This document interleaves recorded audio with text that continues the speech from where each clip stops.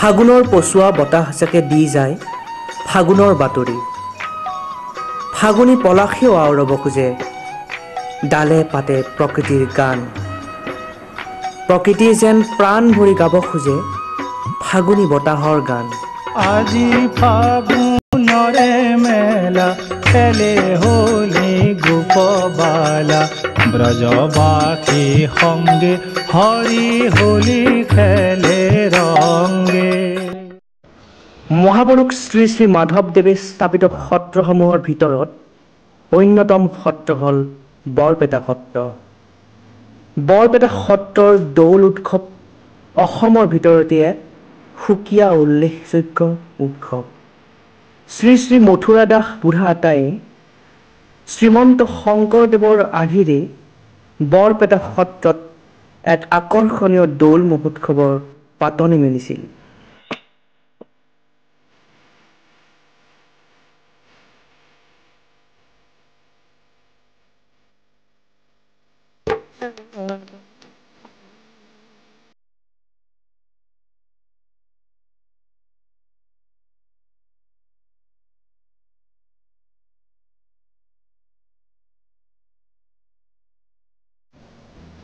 নক্ষত্ৰ আৰু ক্ষণ অনুসৰি দৌল উৎসৱৰ আনুষ্ঠানিকতা 3 দিনীয়া 4 দিনীয়া আৰু 5 দিনীয়া হিচাপে পালন কৰা হয়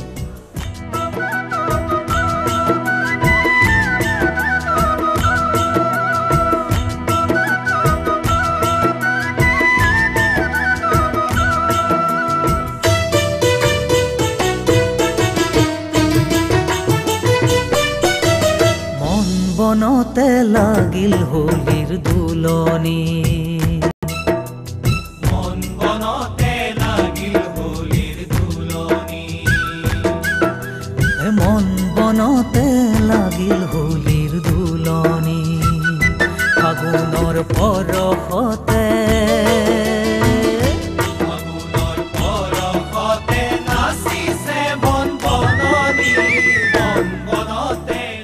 প্ৰথম দিনাখন গোন্ধ যাত্ৰা, পিছদিনাখন ভৰদৌল আৰু শেষৰ দিনাখন শুৱেৰী বা ফাকুৱা বুলি কয়। গোন্ধ যাত্ৰাৰ দিনাখন বিয়লি নৃত্য প্ৰসংগৰ পিছত মণিকূটৰ ভিতৰৰ পৰা দৌল গোবিন্দ গোসাঁই আৰু চামৰাই গোসাঁইক উলিয়াই অনা হয়। পূজাৰীসহ ভক্তপ্ৰাণ ৰাইজে আতল-তোলকৈ এক সত্ৰীয়া গায়ন বায়নৰ আনুষ্ঠানিকতাৰে দৌল গোবিন্দ গোসাঁইক মণিকূটৰ পৰা নামঘৰৰ পূব দুৱাৰ মুখেৰে উলিয়াই দক্ষিণ ফালেৰে আহি মঠৰ চোতাললৈ যাত্ৰা কৰে। আনহাতে আনটো চামৰাই গোসাঁইক মূল গৃহৰ উত্তৰৰ দুৱাৰেৰে উলিয়াই আনি মঠৰ চোতালত ৰখা হয়। কুকিলে কুহুৰীয়া আজি কিনো দিলে বাতৰি ভাই কিনো দিলে বাতৰি পলাশ পাৰলি নাচে হালি যায় মঠৰ চোতালত পাতি থোৱা বৰ শৰাইত পবিত্ৰ মনোভাৱেৰে দুয়ো গোসাঁইক ৰখা হয়। শৰাইৰ সন্মুখত থাকে দুডাল বৰ গছাত দুটা ডাঙৰ ডাঙৰ চাকি আৰু প্ৰাচীন ভাস্কৰ্যৰ বিশেষ গঢ়ৰ কলচী। গোসাঁইৰ সন্মুখত বহি পূজাৰীয়ে নৈমিত্তিক কাৰ্যকলাপ আৰম্ভ কৰে। মঠৰ চোতালত গায়ন বায়নে বহি লৈ ধাৰাবাহিকভাৱে ৰক্ষা কৰি যায় খোলৰ ধ্বনি আৰু বিভিন্ন ৰাগৰ বৰগীত।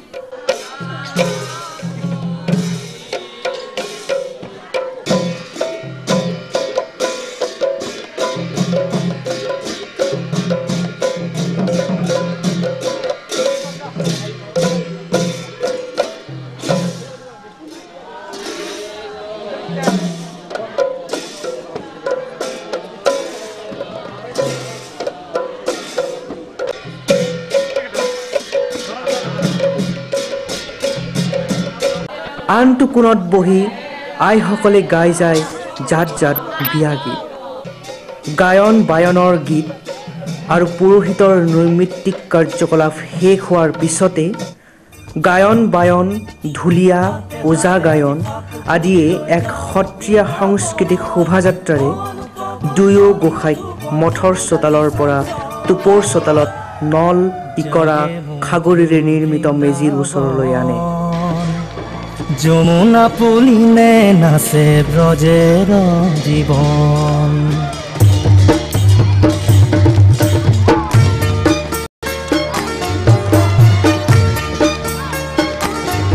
জাগে মধু বৃন্দাবন যমুনা পুলিনে নাচে ব্ৰজেৰ জীৱন জাগে মধু বৃন্দাবন যমুনা পুলিনে নাচে ব্ৰজেৰ জীৱন গোকুলৰ জীৱগণে পৰম আনফালে আৰম্ভ হয় স্থানীয়ভাৱে নিৰ্মিত আতচবাজী প্ৰদৰ্শনী। জীৱগণে পৰম আকুল মনে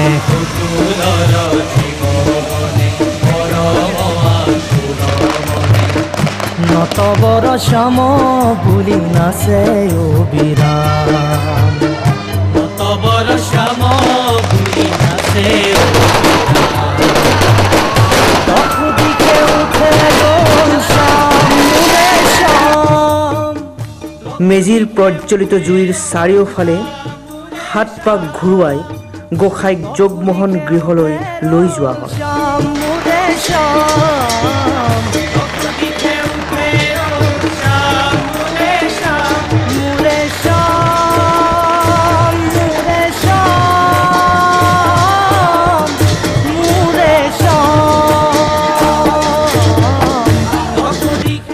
আচলতে মঘা নক্ষত্ৰৰ অৱস্থাৰ ক্ষণটোলৈকে অপেক্ষা কৰি থকা সময়খিনিক যোগমোহন গৃহত গোসাঁই জিৰণি লোৱা হয় বুলি কোৱা হয়।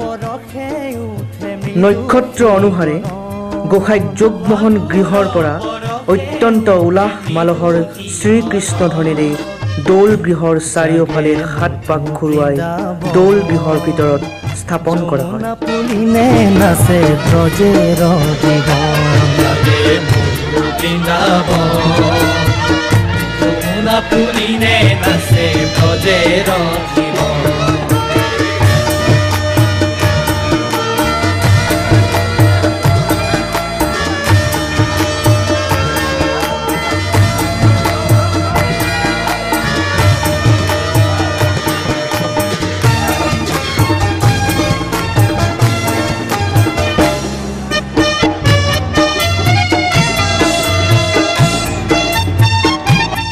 গোন্ধ শব্দৰ অৰ্থ হৈছে শুভ কৰ্মৰ আগদিনা সুগন্ধি দ্ৰব্যৰে দেৱতাক আবাহন কৰা এক অনুষ্ঠান। আৰু এনেদৰে আৰম্ভ হয় দৌল উৎসৱৰ প্ৰথম দিন অৰ্থাৎ গোন্ধ উৎসৱ।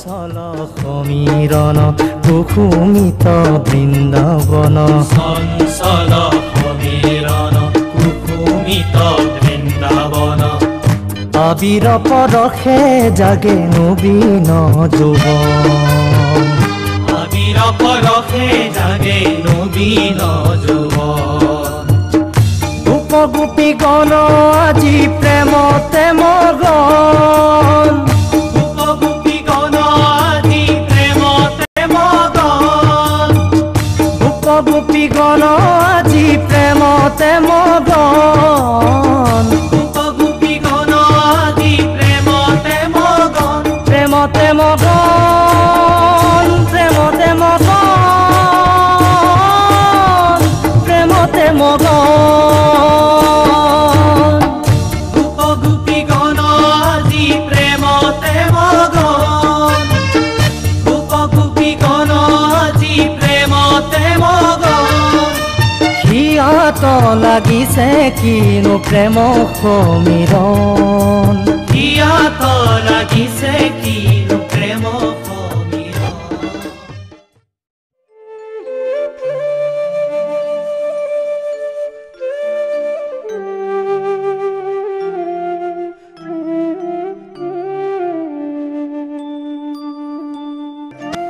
গোন্ধ উৎসৱৰ পিছৰ এদিন দুদিন আৰু 3 দিনক কোৱা হয় ভৰদৌল। ৰাতিপুৱাৰ নৃত্য প্ৰসংগ আৰু নৈমিত্তিক প্ৰসংগৰ লগতে গোসাঁইৰ পূজা মহাস্নান সমাপন শেষ হোৱাৰ পিছত সত্ৰৰ নিয়ম অনুসাৰে পূজাৰীসহ বৰপেটা সত্ৰৰ বুঢ়া সত্ৰীয়াই গোসাঁইক প্ৰথম ফাকু দিয়ে। তাৰ লগে লগে সমূহ ভক্তপ্ৰাণ ৰাইজে গোসাঁইক দৰ্শন কৰি ফাকু লয়। বাহিৰৰ যোগমোহন গৃহত একাধিক্ৰমে চলি থাকে নৈমিত্তিক প্ৰসংগ, আইসকল বাপুসকলৰ প্ৰসংগ, গায়ন বায়নৰ অনুষ্ঠান, কৃষ্ণ নৃত্য, ওজা গায়ন, ঘোষা কীৰ্তন, ব্যাস কীৰ্তন আদি কিছুমান অনুষ্ঠান।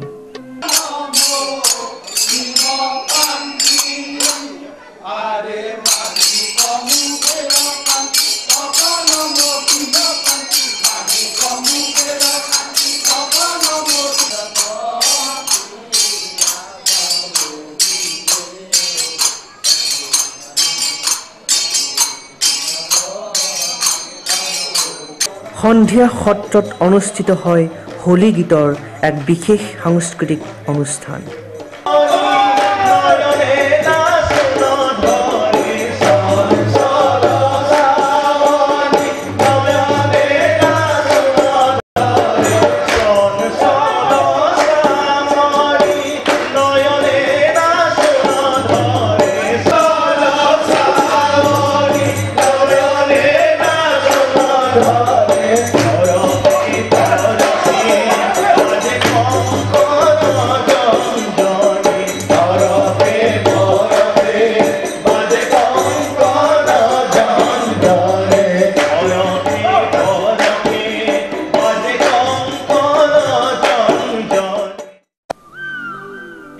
অসংখ্য ভক্তপ্ৰাণ ৰাইজে বৰপেটা সত্ৰৰ চৌহদত আনন্দ উলাহেৰে সমবেত হোৱা দেখিবলৈ পোৱা যায়।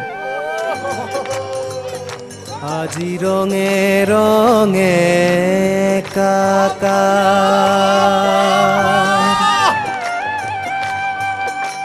আহা ভাই খেলো হোলি মিলি হবে প্ৰাণে প্ৰাণ আজি ৰঙে ৰঙে কাকা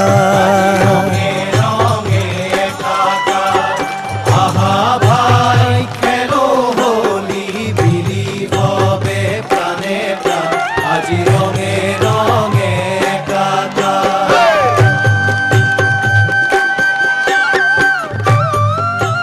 পৰম্পৰাগত নীতি নক্ষত্ৰ অনুসাৰে দৌল গোবিন্দ আৰু কলীয়া ঠাকুৰক দৌল গৃহৰ পৰা সত্ৰীয়া ঢোল তালৰ শব্দৰে উলিয়াই আনি যোগমোহন গৃহত ৰখা হয়।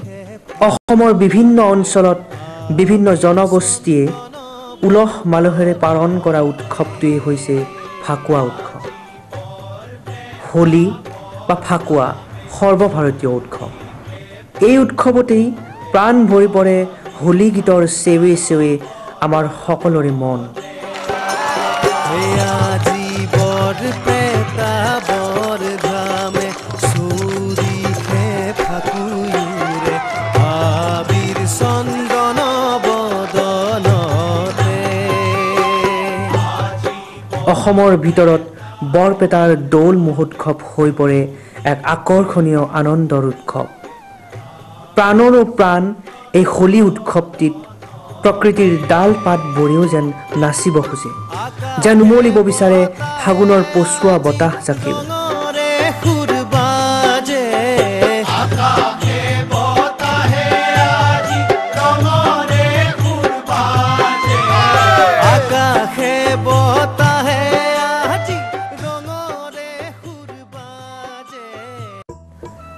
দৌল উৎসৱৰ শেষৰ দিনটোক কোৱা হয় ফাকুৱা বা সুঁৱেৰী। আচলতে দৌল গোবিন্দ আৰু কলীয়া ঠাকুৰক ক্ষণ অনুসৰি ফুৰাবলৈ নিয়া হয়। গতিকে ফুৰাবলৈ যোৱা প্ৰথাৰ পৰাই সুঁৱেৰী ফুৰা বা চমুকৈ ফাকুৱা শব্দটো প্ৰচলন হয় বুলি ভাবিব পাৰে। নন্দ দুলাল হোলী খেলে ব্ৰজ সবাই হোলি খেলে নন্দ দুলাল হোলি খেলে ব্রজ সবাই হোলী খেলে নন্দ দুলাল হোলী খেলে ব্রজ সবাই হোলি খেলে নন্দ দুলাল হোলি খেলে ব্রজ সবাই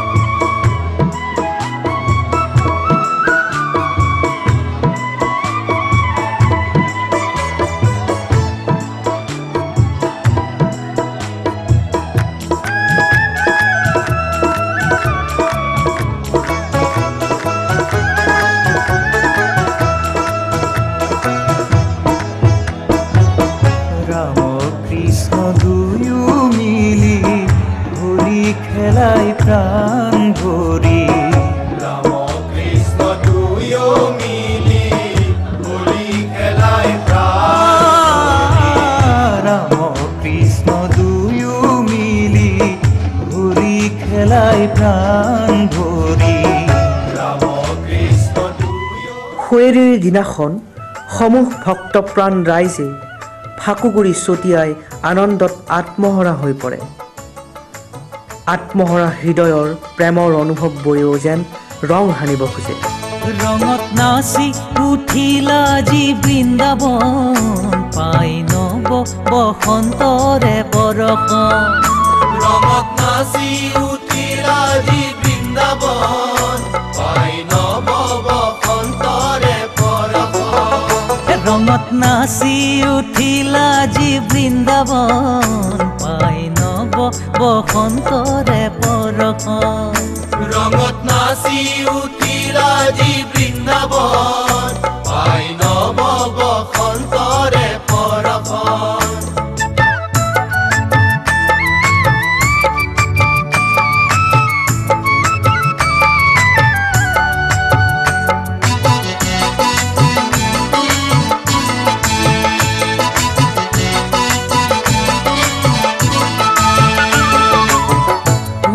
নিকুঞ্জ বনে বহে মিলন মেলা কুঞ্জ নিকুঞ্জ বনে বহে মিলন মেলা এজনে আনজনক সানি দিয়া ফাকুগুৰিয়ে এক পবিত্ৰ আনন্দৰ বিৰাজ কৰে। বৰপেটা অঞ্চলৰ ঠায়ে ঠায়ে সকলোৱে ফাকুগুৰি ছটিয়াই চৌপাশ কৰি তোলে পবিত্ৰ। সত্ৰৰ ভিতৰতো ফাকুগুৰি ছটিয়াই হোলী গীতৰ চেৱে চেৱে সৃষ্টি কৰে এক ৰঙীন পৰিৱেশ।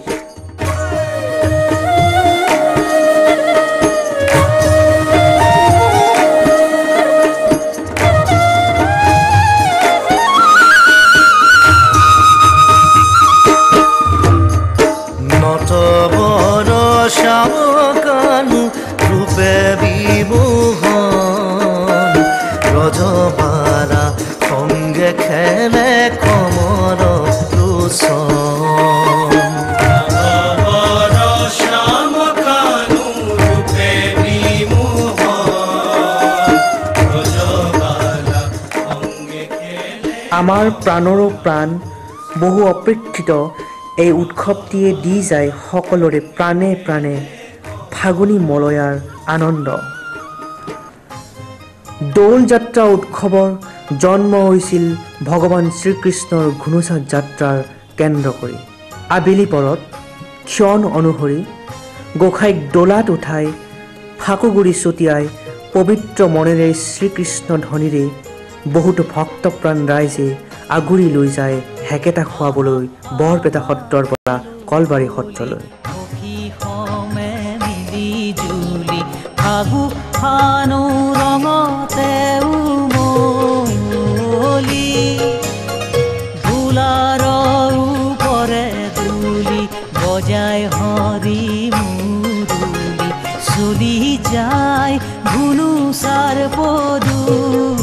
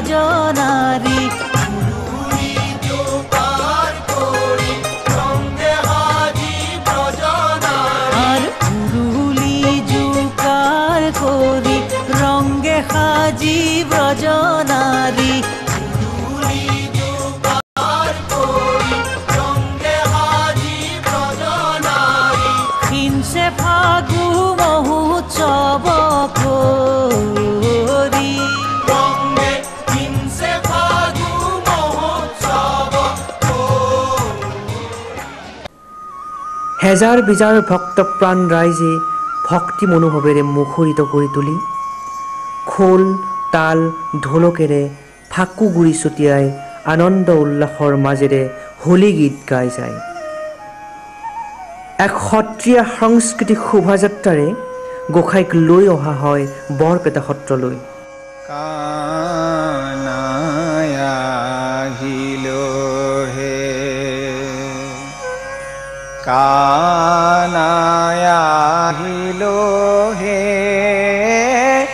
ঘুনুচা কছাৰী কৃষ্ণ আহিল। গোসাঁই কীৰ্তন ঘৰৰ বাটচৰাৰ সন্মুখত উপস্থিত হোৱাৰ লগে লগে আৰম্ভ হয় বাঁহ ভঙা অনুষ্ঠান। পৰম্পৰাগত ৰীতি অনুসৰি চাৰিডাল ভলুকা বাঁহেৰে কলীয়া ঠাকুৰ ভকতসকলক সত্ৰৰ চৌহদত সোমাব নোৱাৰাকৈ হেঙাৰ বন্ধা হয়। কিন্তু গোসাঁইৰ ফলীয়া ভকতসকলে বাঁহ ভাঙি হেঙাৰ গুচাই চৌহদত প্ৰৱেশ কৰে। গোসাঁইক সমূহ ভক্তপ্ৰাণ ৰাইজে আগুৰি ধৰি ঢোল তালৰ জয়ধ্বনিৰে কীৰ্তন ঘৰৰ চাৰিওফালে হাত পাক ঘূৰোৱা হয়।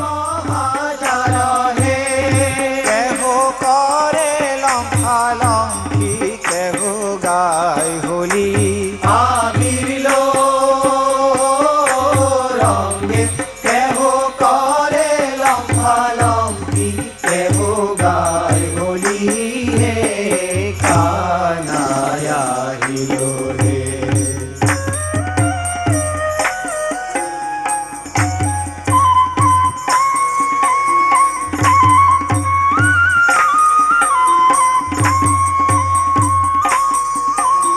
প্রেম বসন্ত নাচে দশদি খজুৰি হে। প্ৰেম বসন্ত নাচে জগদি খজুৰি হে। কলিয়া ঠাকুৰে আগে নিজ গৃহ বুলি। আবির লো রঙে কলিয়া ঠাকুরে আহে নিজ গৃহ বুলি। আবির লো রঙে কলিয়া ঠাকুরে আহে নিজ গৃহ বুলি। আবির লো রঙে কলিয়া ঠাকুরে আহে নিজ গৃহ বুলি। আবির লো রঙে কলিয়া ঠাকুরে আহে নিজ গৃহ বুলি। আবির লো রঙে কলিয়া ঠাকুরে আহে নিজ গৃহ বুলি। কানায় আহিলো হে, কানায় আহিলো হে, গুণু সাক চালি কৃষ্ণ আহিলো হে, কানায় আহিলো হে।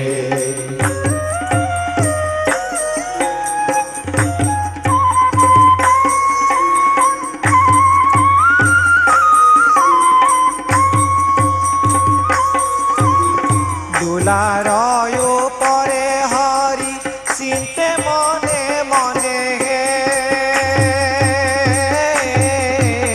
দুলার উপরে হরি চিন্তে মনে মনে হে।